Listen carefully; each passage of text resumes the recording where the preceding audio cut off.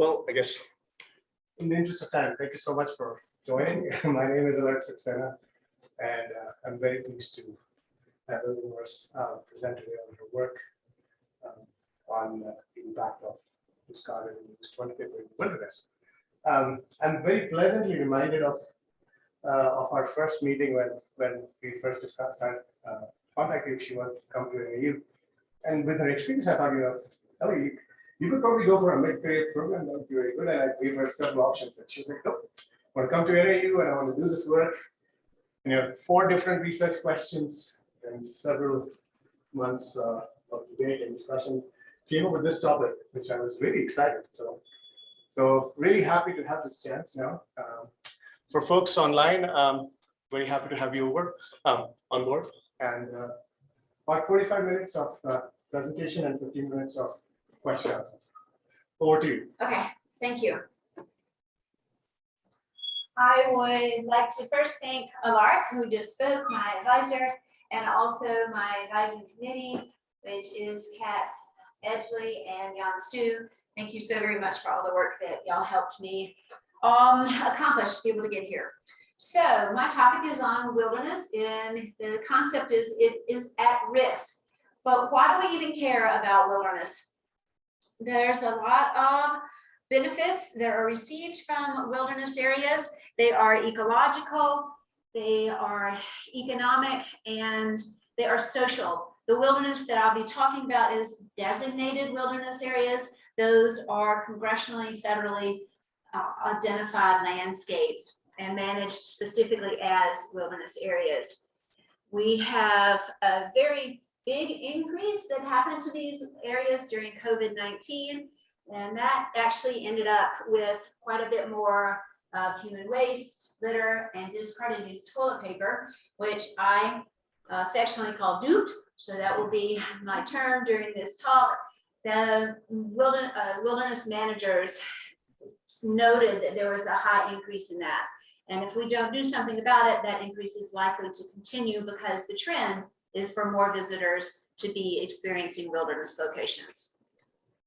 So the structure of my presentation is pretty straightforward. First, I'll have the literature review. Each of the sections that I'm doing has their own little icon so you can keep up with it. That is the one for literature. I'll go into the methods. You'll understand some of these icons as we move along, and then I'll do the discussions and wrap up with my conclusion. All right, there's a couple of terms that I want you to be aware of. Duped, as I said, is one. KAP is the knowledge, attitudes, and practices. Then I have managers. I will be saying that, but I am referencing wilderness managers when I'm using the term managers. And TP I might mention instead of just saying the whole word toilet paper. My literature review, the purpose of doing this was to understand what had already taken place and what gaps I could identify.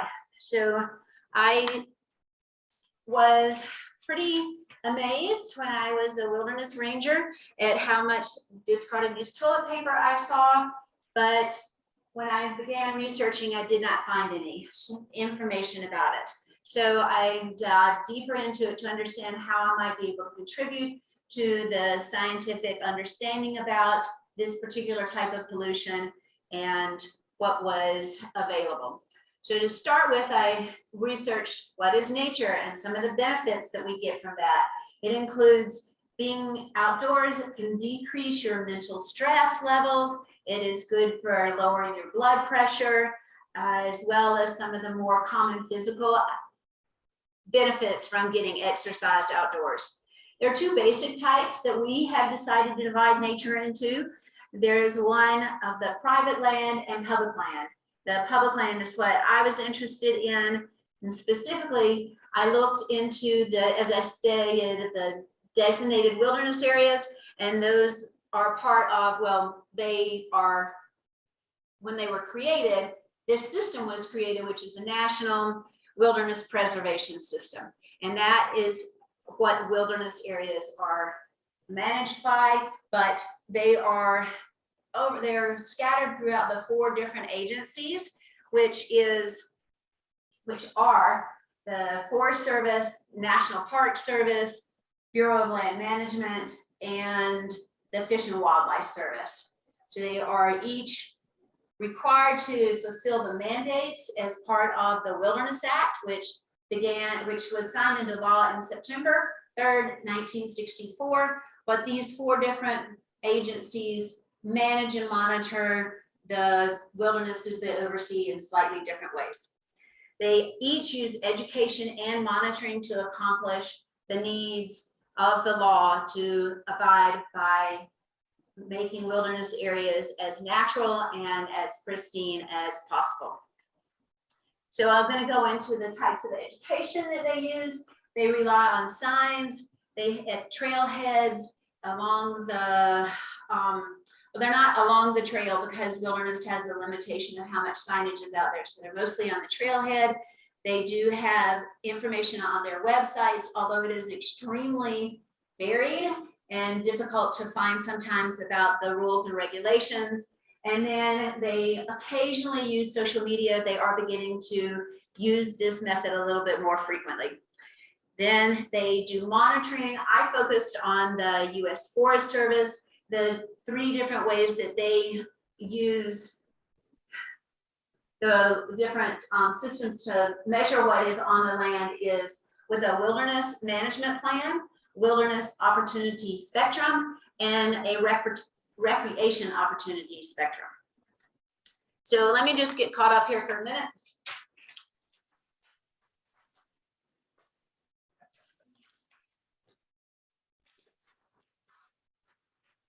Okay. So I was researching and saw that they do look at human waste. And they look at litter. If they ever mention toilet paper, it is in combination with these other 2 types of pollution. They do not ever directly address discarded used toilet paper, either in the education that I could find. Well, some of them have it buried again in their websites, but not every wilderness website mentions toilet paper. That is up to the wilderness managers themselves. And then they also, if they talk about litter, they when they use toilet paper, it's just grouped in the concept of litter. So we have 2 different, let me go back. These are the next issue I was interested in, since this is the way that the literature references toilet paper was as human waste and litter. I looked into those 2 different concepts, and that is really broken down into the users and the researchers. The users, wilderness users that I was interested in are the hikers, and they have degradation that they cause as well as they are impacted by seeing it. Then one type of degradation is pollution, and the one that I was interested in is discarded used toilet paper. There was no research on how it impacts them. Then with the researchers, the primary way that they look at degradations on wilderness issues towards the wilderness users is with surveys. They rely on asking the users their knowledge and their attitudes, but I did not find any surveys that asked about their practices on wilderness issues of any type. The main issues that they do ask about are these listed here: overcrowding, human noise, again, human waste, litter is up there, but discard used toilet paper specifically as an issue asked of any wilderness users on surveys. I could not find that after due diligence of research. So I decided to look at the knowledge, attitudes, and practices because that is really good for novel issues. I believed that practices would be a good reason to find out how we could improve behavioral changes, because practices is what I was interested in, the practice of leaving toilet paper. And then the theory behind the KAP research framework is that practices are influenced by knowledge and attitudes. So I wanted to research all 3 of those aspects when I asked. And then the other nice thing about the KAP is it addresses cultural constructs. Rather than simply looking at a symptom, it begins to dive deeper and understand why this is happening. And I felt like that was really critical to be able to offer any information about behavioral changes.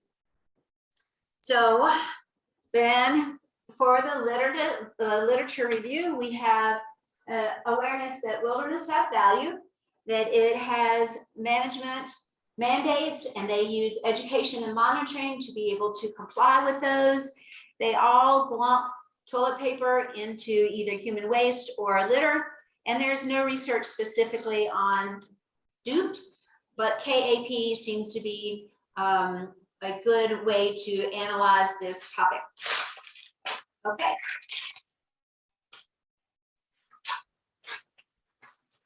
Now, how did I go about looking at discarded used toilet paper? Whoops, let me tell you the objectives first. So I have two objectives. One is to understand wilderness visitors KAP about duped, and the second was to develop baseline quantities because no spatial data had ever been conducted and managers are not able to really monitor for a issue if they don't have any baselines of what is existing on the landscape. So the methods that I used are 3 different types because I had 3 different things I was interested in. I wanted to know about the users, what was on the land, and also about policy usefulness of my work.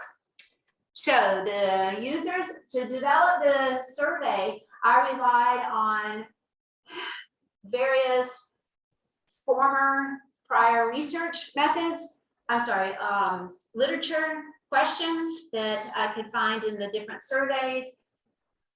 The benefit of a KAP is that it offers both qualitative and quantitative questions, so I could get more information. And that's really good for a novel issue to be able to gather as much information as possible. And I asked about how to do this in consultation with other researchers that had used the KAP method. And I adapted the KAP surveys to duped, and I adapted the wilderness surveys to duped so that I could have a combination of those. I then workshopped the surveys to a variety, to 3 different groups of people, to the wilderness managers, to wilderness users, and educators. What I ended up with was a 57 question survey. I was greatly concerned that people would answer this, but Alart believed that it was more important to get qualitative rather than quantity, and I will tell you how that worked out and when we get to the results. These are the categories that I had for my surveys. They were estimated to take between 20 and 25 minutes. I only surveyed adults 18 years and older.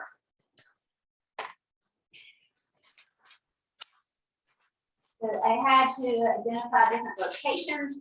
I used, again, former prior research to be able to identify what would be good places. I was interested in consistency, so I focused just on the U.S. Forest Service wilderness areas. I picked 3 Western regions to see if this was a large scale or a local or a regional large scale concern. I also made sure that the areas that I was interested in had already reported some form of discarded used toilet paper issues. I picked the fairly similar topography and climatic conditions again for consistency. Another thing I was interested in was how far away the wilderness areas were from populations and population sizes. So I have a variety of those in my methods, from a town that has 116 people for their population, and then the other one is 2 hours away from Denver, which is one of the larger metropolis areas in the West. I also was interested in accessibility. So there's a variety of these in there. One has a boat shuttle that is used to get to the trailhead. Another is immediately off the scenic byway. One was a 20-minute drive from downtown. and another one is a destination resort area, so that it's about 3 hours from the largest town.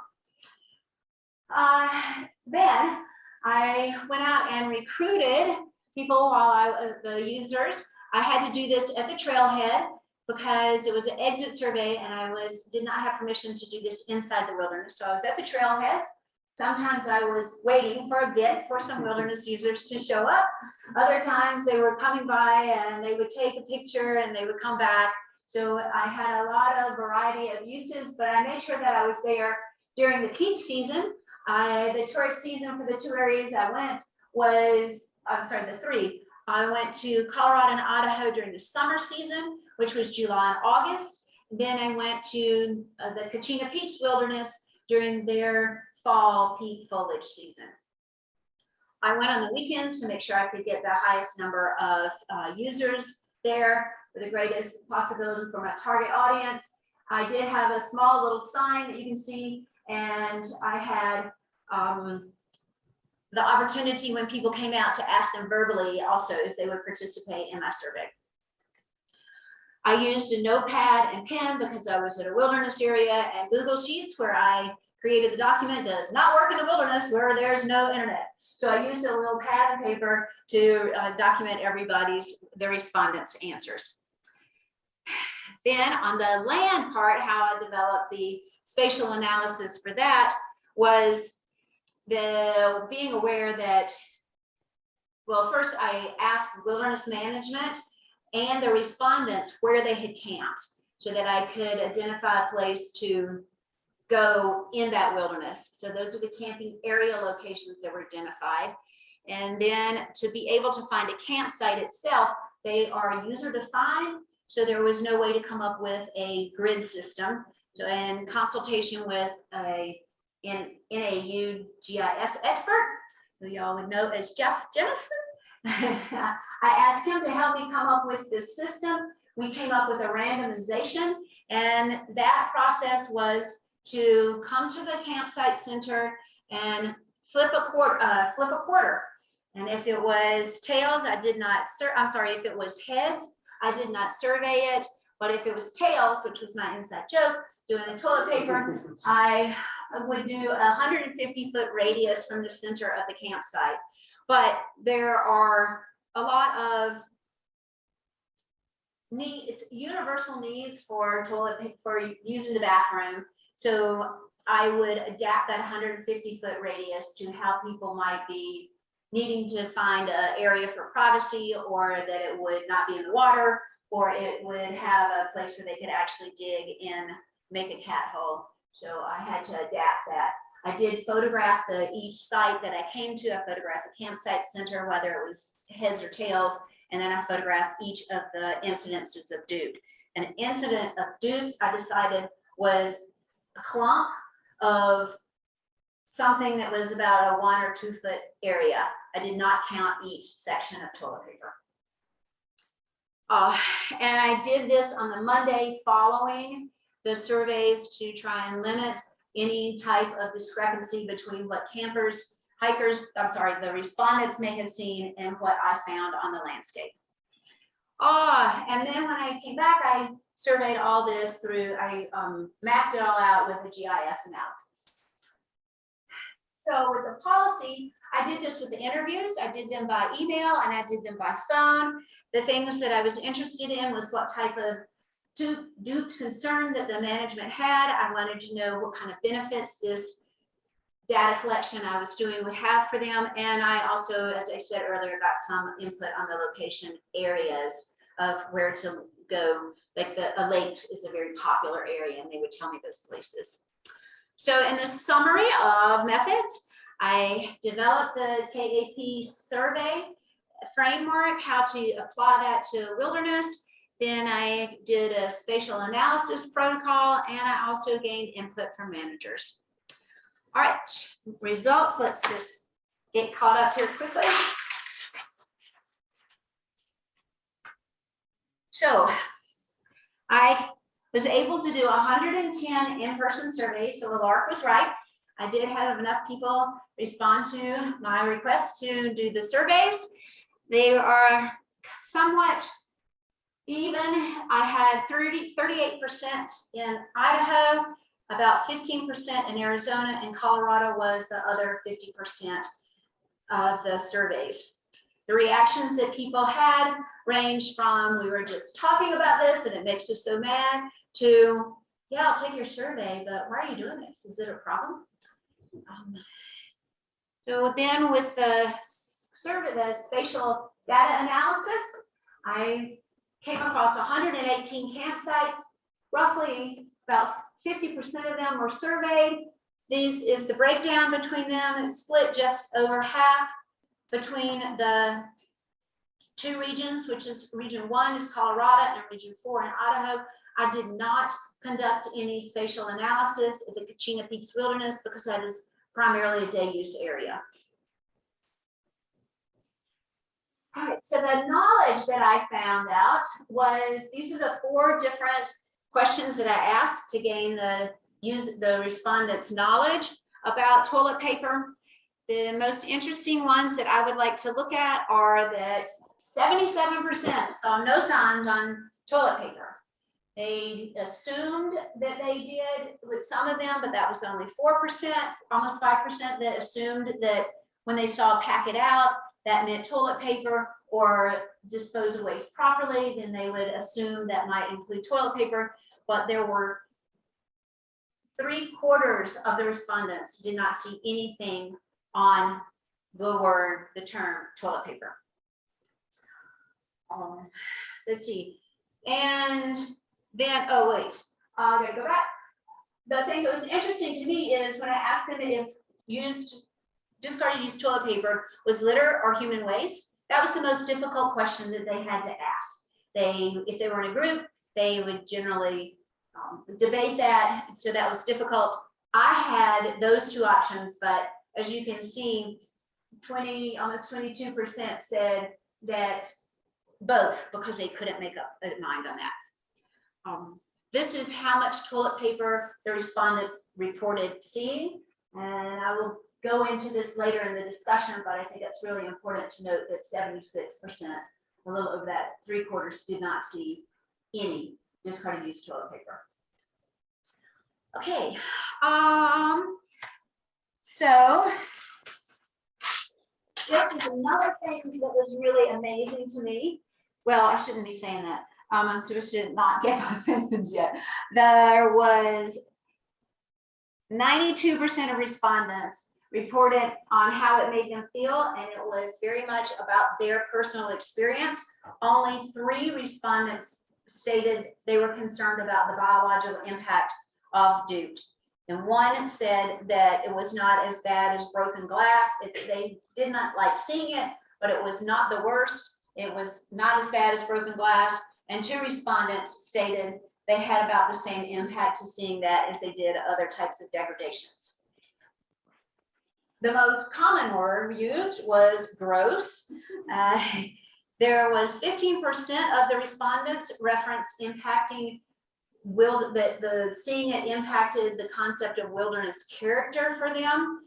And unlike litter, DUTE negates the ability of respondents to be stewards of the land.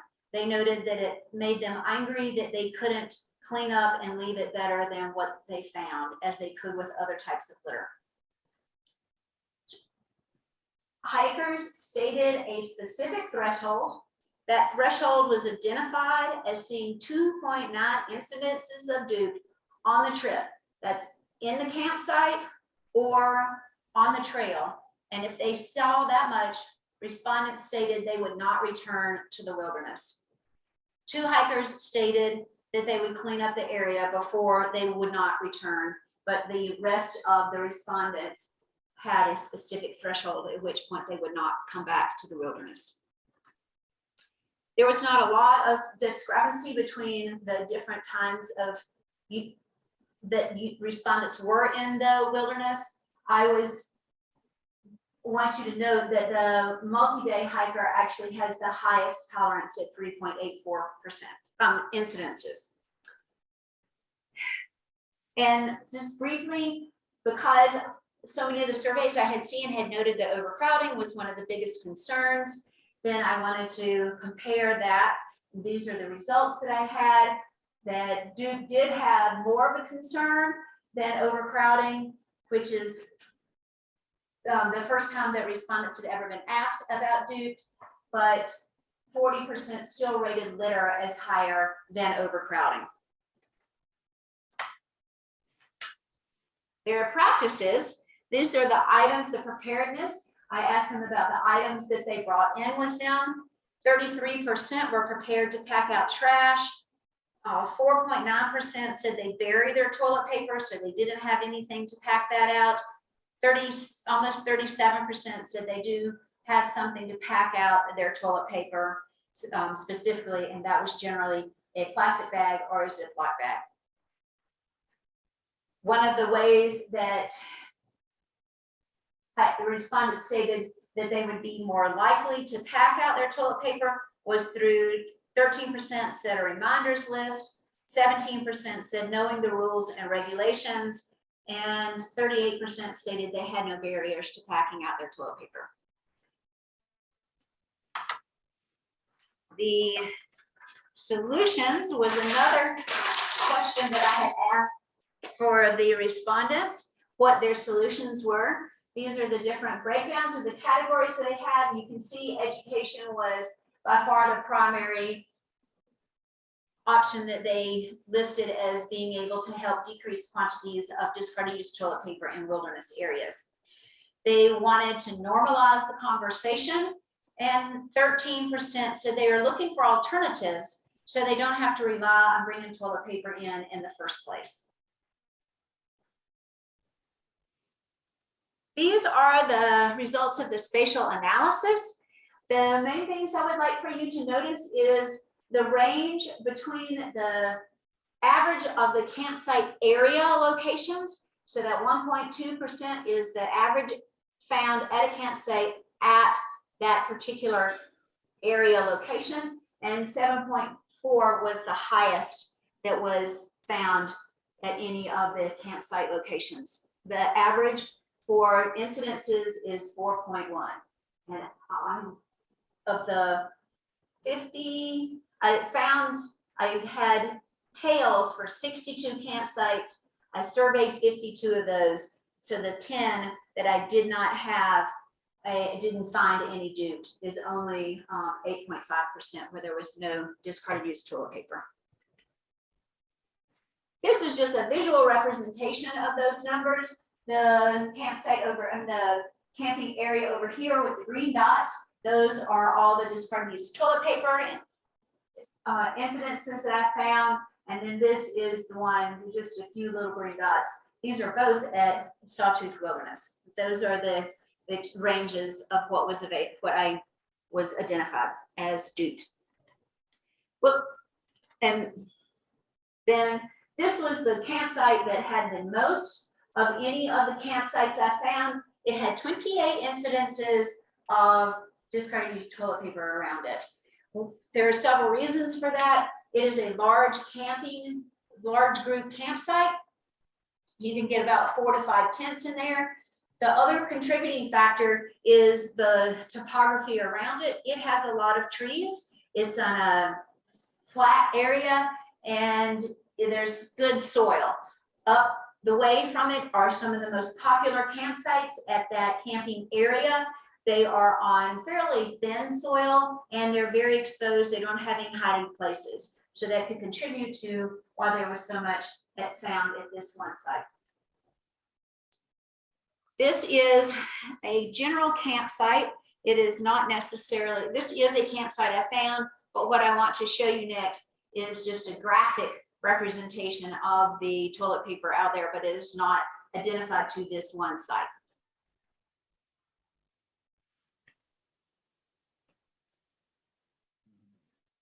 But this was my summer.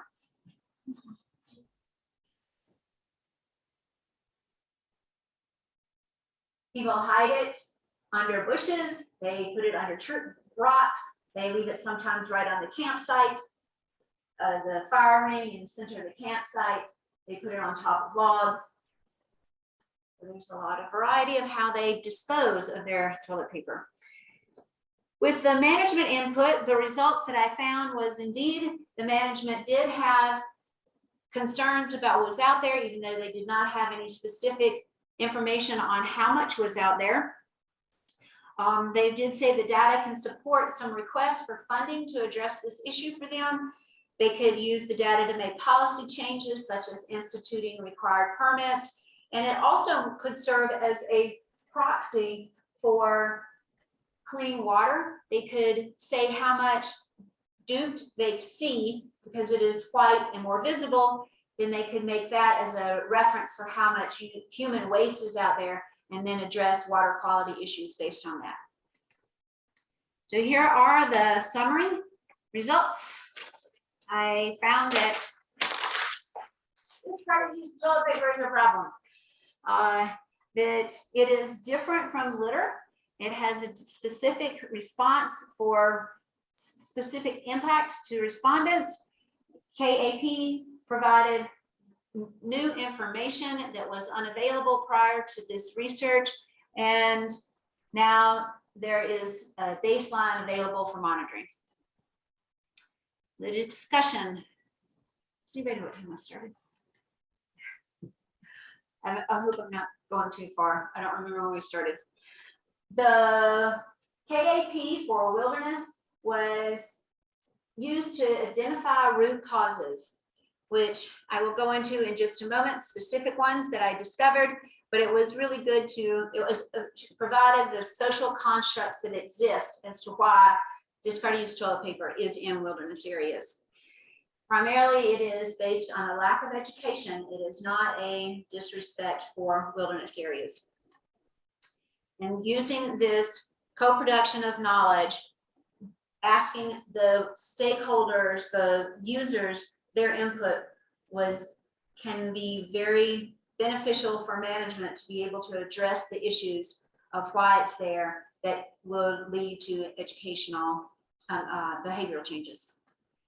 So this is the analysis that I came up with of what is existing now in how we are dealing with duped. I would like to look at these two things first, and then I'll come and look at the human waste and litter in a moment.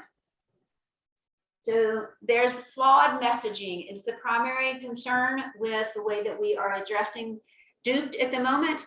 The language is vague. It says dispose of waste properly. That does not tell you how to do that. Many of the respondents noted that they needed some specific skills and information. So they want some actual content in the education, and the placement needs to be where they are, where the hikers, where the people that are coming to the wilderness are already looking. So on trail apps or anywhere that is promoting being outdoors, that is where the information needs to be shared. And it needs to be shared in time for people to act on it, because you have to be prepared for packing out your toilet paper. It is not the same as just any other type of litter. These are the language recommendation changes that I identified. So the management needs to actually tell people what they need them to do. It needs to be very specific. It needs to say on the trailheads, on their social media, and on their websites where they can find it. It needs to say that the policy management desire is to pack out your toilet paper.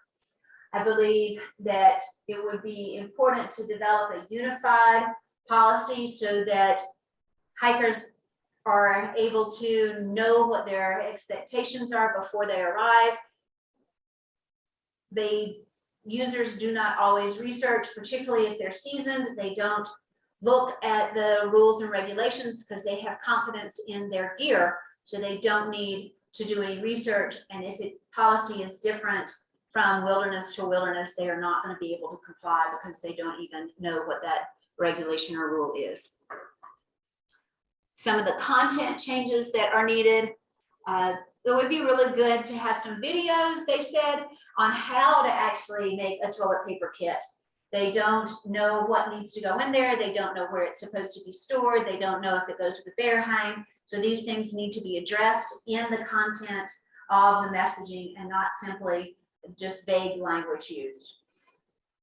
They also are really interested, as I mentioned, in finding some alternatives, and it would be useful, they noted, on how to use those things. Not all respondents knew what a PRAG was, and they don't understand how to use WAG bags. So that would be information to put in a video on how to make a sanitary kit and offer alternatives to it.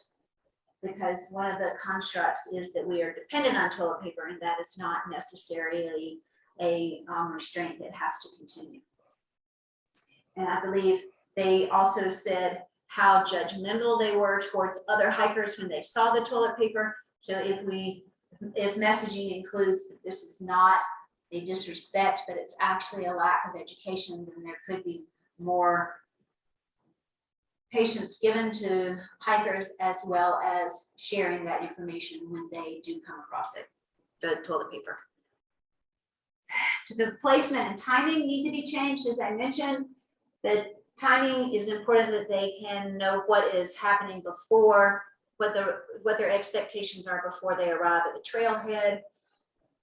The official agencies, sometimes they list information on their social media. They might list it once, but it should be listed throughout the year, because this is not a taboo topic.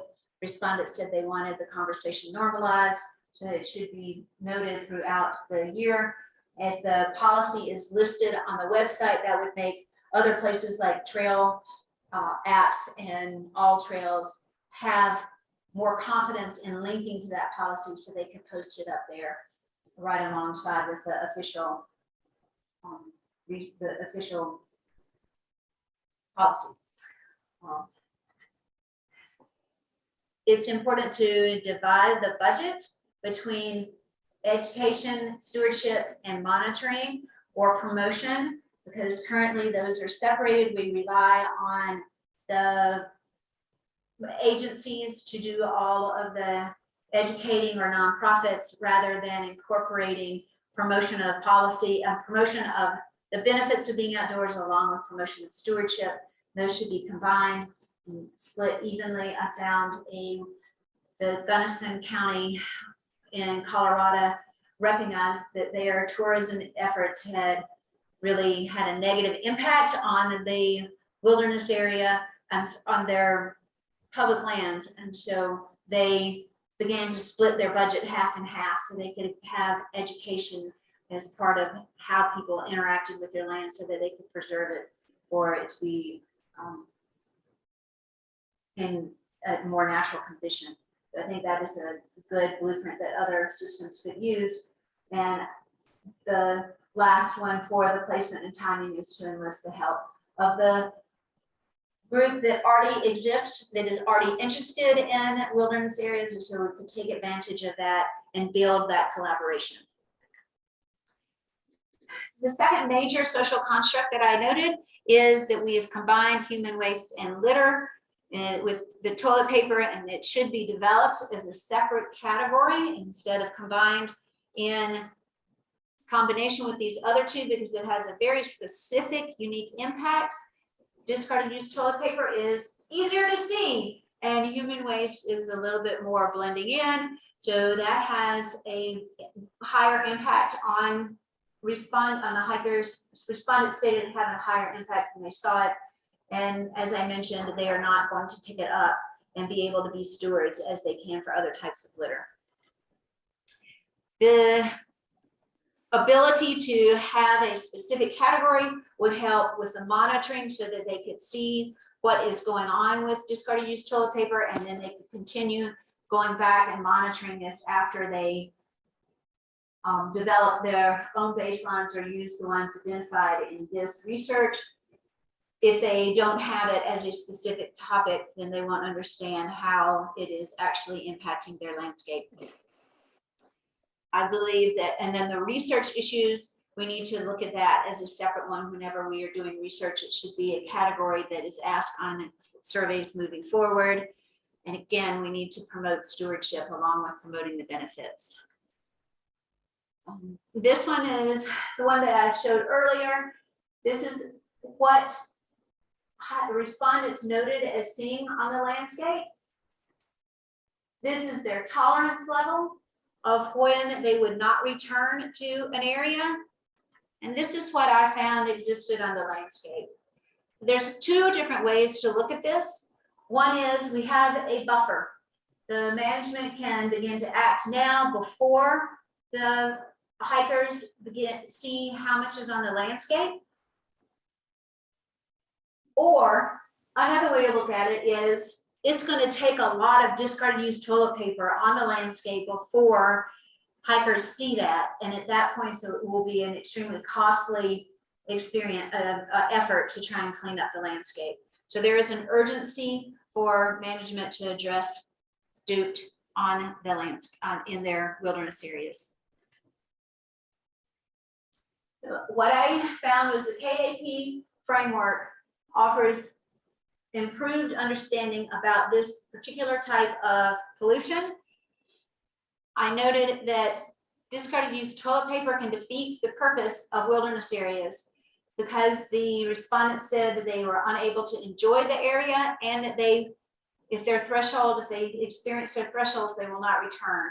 So if they are not enjoying it and they're not using it, that's the purpose of wilderness areas. And so DOOT can defeat that purpose. We need to address toilet paper as a unique topic, and there should be more joint responsibility on promotion and stewardship. Some of the limitations in my survey were, I assumed that families with the little children didn't have 20 or 25 minutes to answer my survey. So this group of wilderness users is not very well represented in my results. I asked them what they thought was their most important degradation, and they could have been trying to please me when I was asking specifically about discarded used toilet paper. So that is a possibility because it was an in-person survey. The weather had an impact. In the Sawtooths, they had a fairly rainy season, so they had lower numbers overall. Then during some of the specific weekends I went to, there was a lot of rain and some hail, so that had an impact on how many people were out. And the boat shuttle was another impact that had an influence on whether I was able to finish a survey with people, or it also had an impact on those respondents not being able to get on the boat shuttle, so they were more willing to sit there and help me with the survey because they were sitting anyway. And some of the future research options would be understanding if the state stewardship campaigns have an influence. I saw a little bit of this, but I didn't have enough data to really do any analysis on it. But it would be interesting to see if the campaigns such as exist in Colorado, where they have lower incidences of DOOT, have an influence on where people learn their outdoor ethic and how responsible they are with their practices on the landscape. Looking at the local economic impact would be important. Wilderness areas contribute over $700 million to the local and regional economies. And so if people begin to stop returning to an area, what kind of impact will that have on the local businesses? It would be important after any educational campaigns to go back and assess both the KAP and the amounts on the landscape. And then lastly, the respondents stated they were interested in new products, and there is one new product out there that is on adding mycelial fungi to the cat hole, and that is helping decay the toilet paper and the human feces. The biology department in NAU is actually looking into this and helping do some more research on this new product, but other types of new products would be important to analyze and see what that is. And in conclusion, wilderness users are concerned about discarded used toilet paper. I identified the gap in the research on no toilet paper, no work that directly addresses discarded used toilet paper.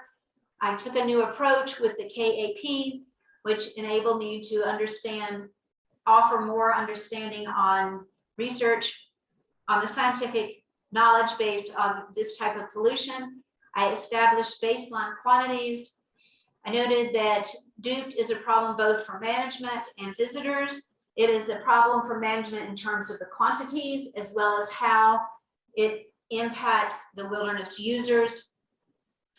The implications for tourism and the local businesses and economies are a new area that could be researched. The KAP identified solutions. And one of the best important things that the KAP noted is that we need to make it easier for wilderness users to follow the rules and share the burden of outdoor advocacy and management education efforts. Oops, I forgot to click the clicker. And with that, the possibilities, if we apply the information from our research, are that we could decrease the quantities of discarded used toilet paper in wilderness areas. This is my bibliography. I would like to thank all the people that helped me stay alive and become smarter in this topic during my 2 years at NAU. Does anybody have questions?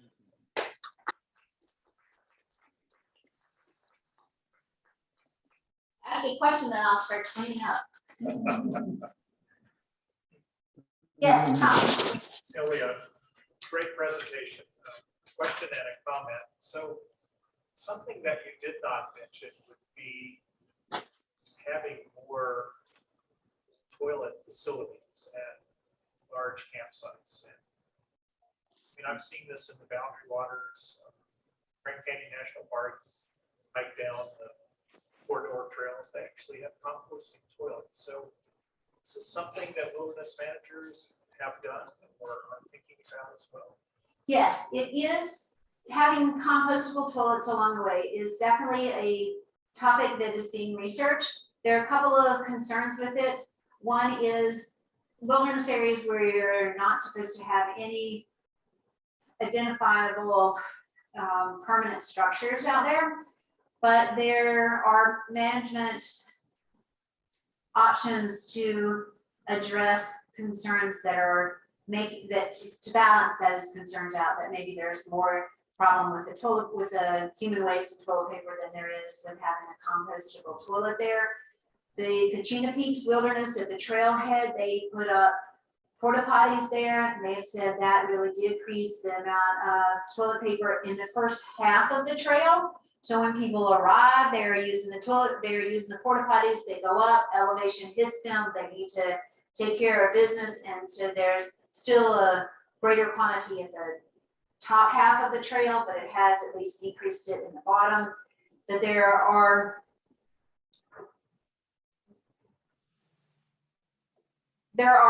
mandates to leave the wilderness area as natural as possible, but nature is a made-up concept, so the management is able to address that as they see fit, as long as they can put it in with the mandates for the Wilderness Act.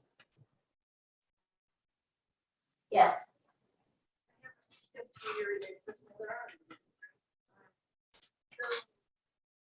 were counting your dupes, were you also noting whether people had actually bothered to take a hole? Like, did you find a lot of human waste just sitting on top of the ground as well as the toilet paper? Yeah, that's a great question. Did I find a lot of human waste as well as the toilet paper? I did not. I was really surprised. I found one spot where I could identify human waste. I found a lot of toilet paper that had human waste on it. There were varying rates of decay of the toilet paper that I found. I had not thought about that before I began. I just had in my head toilet paper. So I did, since I photographed each one of them, that is something that I would like to go back and look at and see if there's any change in that, but that's beyond the research level that I had for this project, is what the weather was, how, because the concept of biodegradability is not universal. But I was really surprised that I did not find any. I found 118, found more than that. Just at Alice Lake, I found 104 incidences of toilet paper. And at that site, I found no human waste. Just a follow-up question, I think the point was there an effort to take care of it in that sense of digging a hole in it, or was it just simple? Okay, yes, so I also saw with some of the toilet paper that it appeared as though animals had gotten into it because it would be kind of scattered around. There were some others where it was a piece here or a piece there, and if it was really a very small piece, just one, then I would not count that because I wasn't sure where it might have come from. So I did note that in the photographs, but I haven't been able to go back and look and see if there's any kind of pattern that I could find on how much was there. But there were varying rates of decay, as well as, yes, some of it did look like it had been dug up by animals. And then some of it is obviously just really discarded. It was on top of a bush. Yes. So I was curious, how did you structure questions within the survey to allow you to like discover this distinction between like lack of awareness or lack of education and disrespect? What allowed you to do that within the survey as you were talking to people? I asked them how it impacted them. Then I asked what their challenges were, their barriers to packing it out, and what would make them more likely.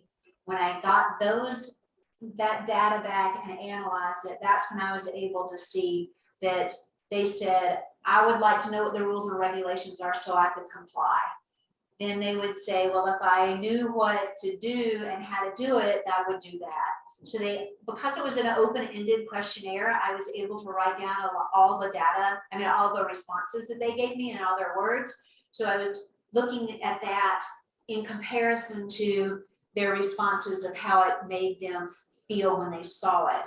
So it's an interesting interplay because they see it and they're impacted by it, but then they're also not necessarily that same individual.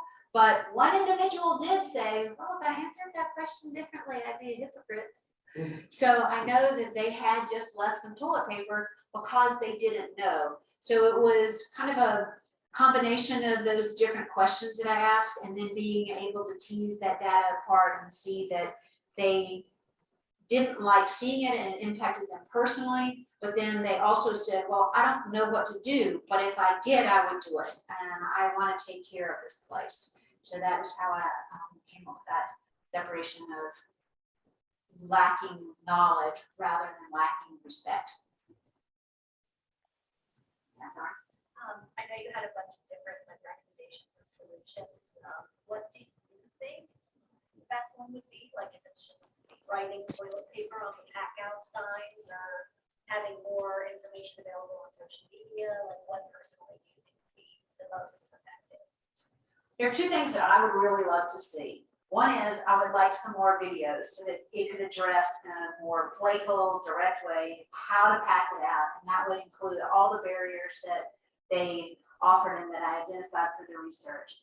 That would be shareable. It would be easy, short information, and it could provide the links through the trail apps in those places.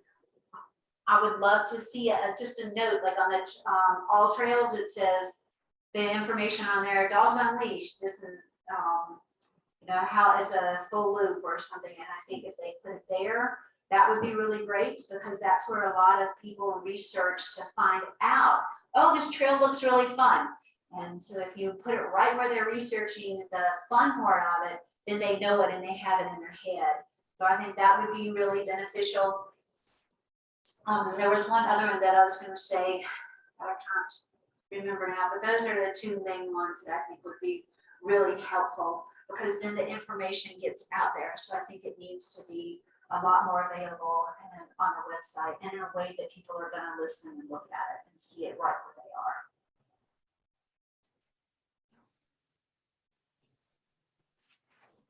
How do I check it, Lord? There's one.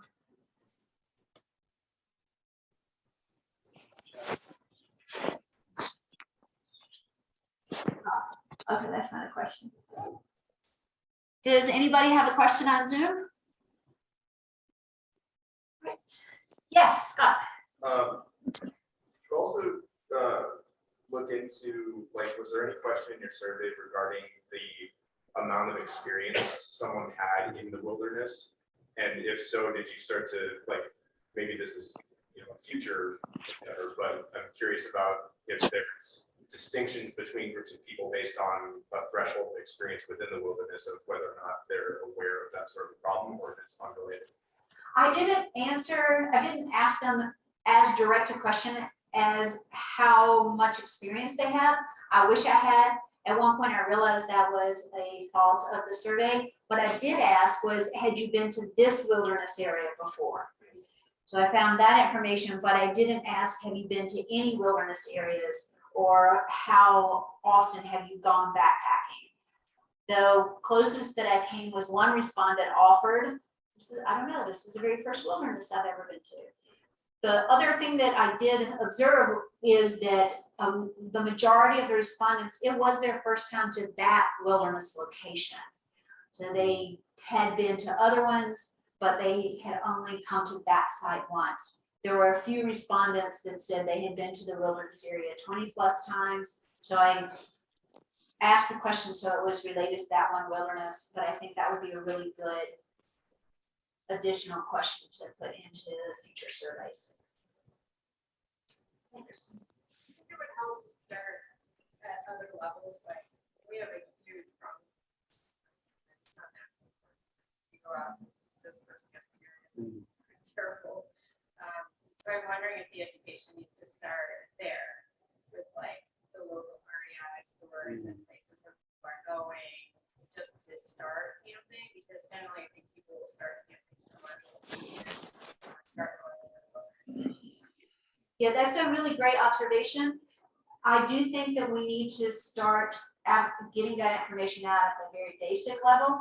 I think that's one of the reasons it would be fun to see if the state educational campaigns are effective. Some of the respondents said we could have kits at REI. When you walk out the door, just hand out a free kit. I think that was the other thing I was going to say, that on the product labels, if they could have something right there so that people see it when they're buying a Walmart tent. If it's said right on that package label that this is what we need to do, particularly if we had one unified policy, then it would be easier to just say that's what you ought to be doing.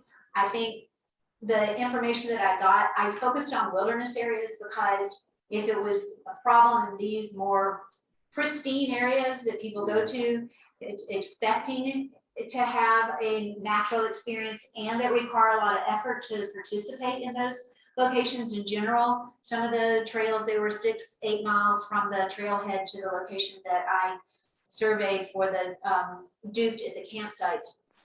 If we have this kind of problem here, I think it would be worthwhile to see how we can expand the knowledge set from here and do that for the dispersed camping, which in general has a larger problem than in wilderness areas.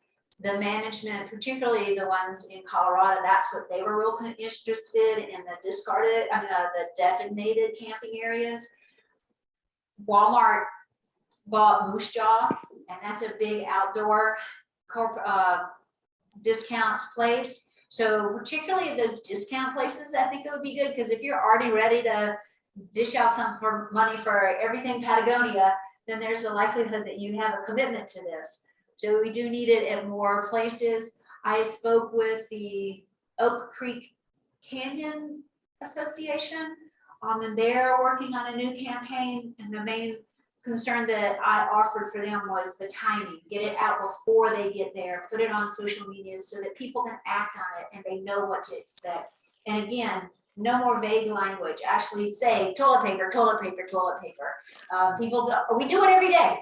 This is something we do every day. And so it's not a taboo topic. That was one thing that this respondent said, let's just normalize this conversation, stop using the word gross. We already know it's gross. Help us, don't encourage us to not want to do this. So I think some of those would be really beneficial at that very beginning level. One of the solutions that was offered in the education was just get it out to the youth. And one respondent said, if we get it to the youth, they'll go home and tell their parents so that it gets kind of spread that information. But yeah, I think that this is a isolated area, and it has most likely the least concern of the public land areas. So how to funnel that out to the larger public land areas would be really important to be able to know how to do that.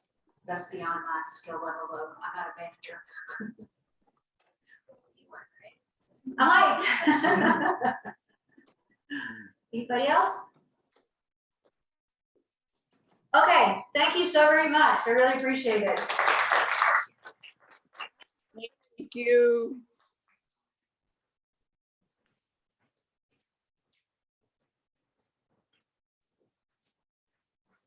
Okay, it's not on anymore, right? The mic. I can do it. Okay. Oh, wait. Read up the last of my toilet paper. Really nice job. Congratulations. When are you gonna do this? Hoping that we'll be able to graduate May 6th and May 7th. I don't really have any idea. I have to move out of my apartment on May 30th. And that's as far as I know yet. Yeah, but something in the science communication world. Good luck. Really nice. It was fun. Good, thank you. Good job. That was a lot of work for an amount. Don't look at me. I just had taken a second steps class, I'd be getting into that, so it's okay. We have had many discussions about this, but it was my belief that whoever hired me won't hear about that. And that I'm not gonna come back and get a PhD, am I? Almost there. I will agree. I mean, I haven't seen that as an issue with employment. Yeah. I'm at that. Thank you.